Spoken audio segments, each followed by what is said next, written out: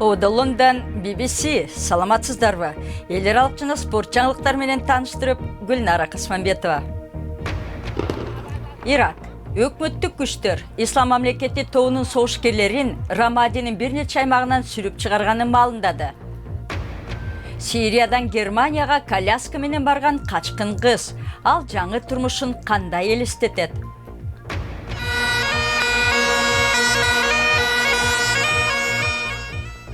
Шотландиянын добушу Японияда.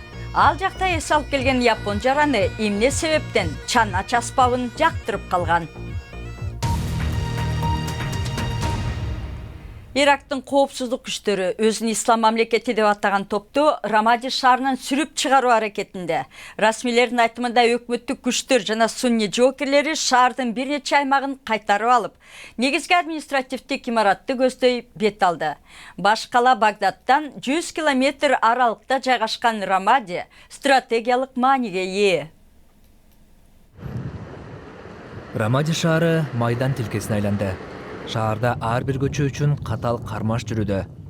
Ирак армиясы өздөрүн Ислам мамлекети деп атаган топ май айында басып алган шаарды кайтарып алууну көздөп келет. Бирок согуш болжолдонгон мөөнөттөн узарууда. Ирактын расмийлери шаарды 72 сааттын ичинде бошотобуз деп билдирген. Бирок өлкөнүн армиясынын басма сөз катчысы WhatsApp аркылуу журналисттерге операция качан жыйынтыкталары белгисиз деп маалымдады. Анын себеби экстремисттик топ шаардын борборунда бомбаларды жашырып кеткен. Андан тышкары башка да кооптонуулар бар. Өздөрүн Ислам мамлекети деп атаган топтун согушкерлери сакалын алып, жөн жай тургундар менен аралашып кетти. Бирок уруулардын башчылары аларды таап чыгат деп үмүттөнөбүз. Жоокерлер шаардагы өкмөт имараттарында жакын арада Ирактын желеги желбирейт деп айтышууда. Бул үмүт ишке ашса, армия үчүн Тикрит шаарын кайтарып алгандан кийинки экстремисттик топко каршы ири жеңиш болуп эсептелмек. Бирок бул оңой болбойт. 2015 жыл мигранттардын жылы болду десек жаңылышпайбыз. Батыш Европага бет алган качкындар тууралуу кабарлар дээрлик ар бир айда үстөмдүк кылды. Көптөгөн качкындар, анын ичинде сириялык бир кыз, Германия баш болгон бир катар өлкөдө башпаанек тапты. Нуджейн Мустафаны Европага коляска менен түртүп кетишкен. BBC анын саякатына көз салып турду.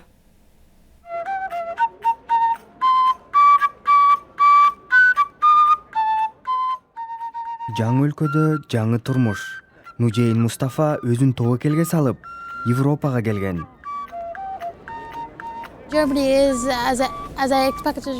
Германия мен элестеткендей эле кооз экен. Жана бул жерде турмушум мен каалагандай өзгөрдү. Күн сайын мектепке барам. Өзүмдү бактылуу сезем. Ал деңиз аркылуу өтүп, жакынкы чыгыш чөлкөмүнөн коляска менен Германияга жетти. Нуджейндин жанында эжеси менен таанышы гана болгон.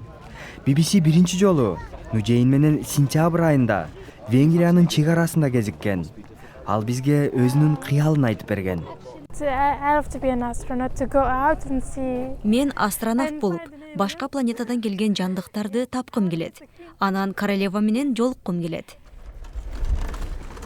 Ал сапарын улантып, Германияга жеткенде байкеси менен жолугуп, кубанганына күбө болгонбуз.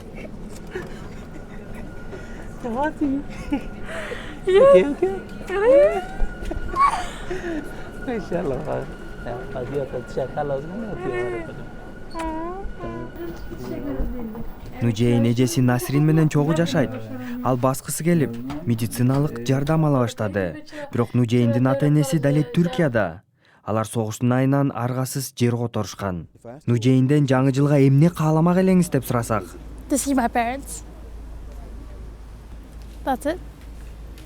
Ата-энем менен жолуккум келмек. Үй бүлөбүз биригип, жанымда болгонун кааламакмын.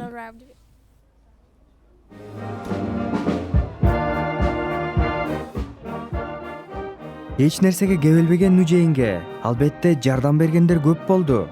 Бирок анын адамгерчилиги жана илберинки мүнөзү ага түрткү болду. Сиз көрүп жаткан BBC эми алдыңкы саптагы башка жаңылыктар. Афганстан Гельманд провинциясындагы Сангин аймагын кайтарып алууну көздөгөн өкмөттүк күчтөр менен талип согушкерлеринин ортосунда айыгышкан салгылашуу жүрүп жатат. АКШнын аскердик учактары абадан колдоо көрсөтүүдө. Расмийлердин айтымында армия шаардагы айрым өкмөттүк имараттарды талиптерден кайтарып алган. Буга чейин Талибан кыймылы шаарды толугу менен басып алдык деп жарыялаган. Кытай полициясы Бейжиңге батыш өлкөлөрүнөн келген кишилер коркунучка кабылышы ыктымал деген эскертүү жасады. АКШ менен Британ элчиликтери да өз жарандарын эскертишти.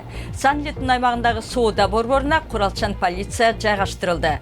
Кытай тышкы иштер министрлиги бийликтер коопсуздукту сактоого чоң маани берерин айтты. Америкалыктар айрым өлкөлөр 1 жылда керектүү электр кубатын Иса пайгамбардын туулган күнү Крисмас 25 декабрдан тартып жаңы жылга чейинки бир нече күндө эле сарптап коет. Иллюминация жарыктарына 6 миллиарддан көп киловатт электр керектелет. Мынча электр кубаты Эфиопия, Танзания же Эль-Сальвадор сыяктуу өлкөлөргө 1 жылга жетет. Иликтөөнү глобалдуу өнүгүү борбору жүргүзгөн.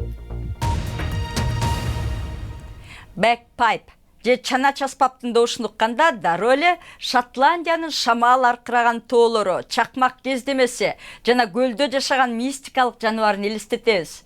Бирок бэкпайп неон менен жарыктылган Токиодогулары эч кимден оюна да келбейт.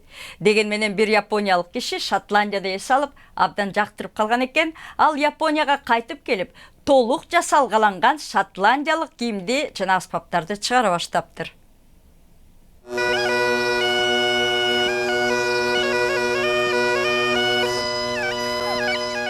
My name is Shinji Hamada. I live in Japan. Менин атым Шинжи Хамада. Мен Жапонияда жашайм. Шотландияга эс алууга барып, биринчи жолу алардын улуттук бакпайп аттуу үйлөмө аспабын көрүп калдым. Анын добушун уккандан кийин мен аны үйрөнгүм келди. Дароо сатып алдым.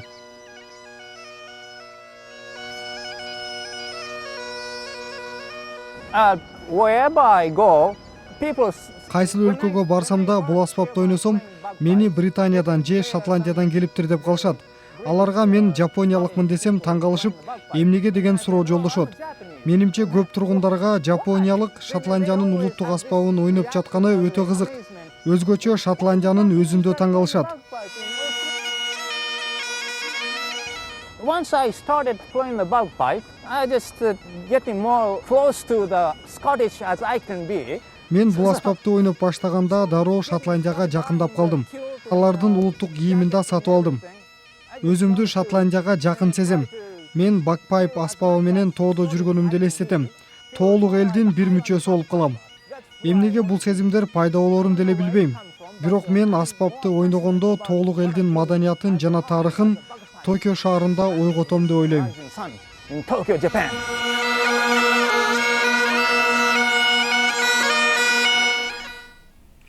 Эми спортко келдик. Манчестер Юнайтеддин мурунку чабуулчусу Андрей Кончаловский Луи ван Гал англис футболун түшүнбөйт жана ал Манчестер Юнайтеддин башкы тренери эмес деп чыкты. Кысымга алынган Юнайтеддин менеджери Луи ван Гал кечеки пресс жыйындан чыгып кеткиче 3 гана суроого жооп берди. ФИФАнын экс-вице-президенти Эухенио Фигередо өзүнүн мекени Уругвайда сотко тартылары тууралуу кабарланып атат. Ал эл аралык футболдогу ири коррупция чырына байланыштуу айыптоолор боюнча жооп бермекчи. Түштүк Американын Конмебол конфедерациясынын мурунку президенти май айында Цюрихте камакка алынган 7 эң жогорку футбол расмийлеринин бири болгон. Ошондон бери ФИФАда болуп көрбөгөндөй кризис башталды. Жаңы жыл жакындап келатат. Японияда бул майрамды кишилерден башка жандыктар да майрамдайт экен. Аяз ата болуп кийинген суучулдар, Аяз атанын бугусу жана жада калса жардамчысы Рудольф Токионун аквариумунда жашаган деңиз жан жаныбарына белек жеткирип беришти. Алар белектерин жөн эле жеткирип койбостон, майрамдык шаани тартуулап, коңгуроо менен ээрчиткен балыктардан бал атынын элесин беришти. Балыктар жаңы жылдык майрамды белгилеп атканын билип коюптурбу? Ушуну менен саламатта калыңыздар. Сиздер менен Гүлнара Касманбетова болду.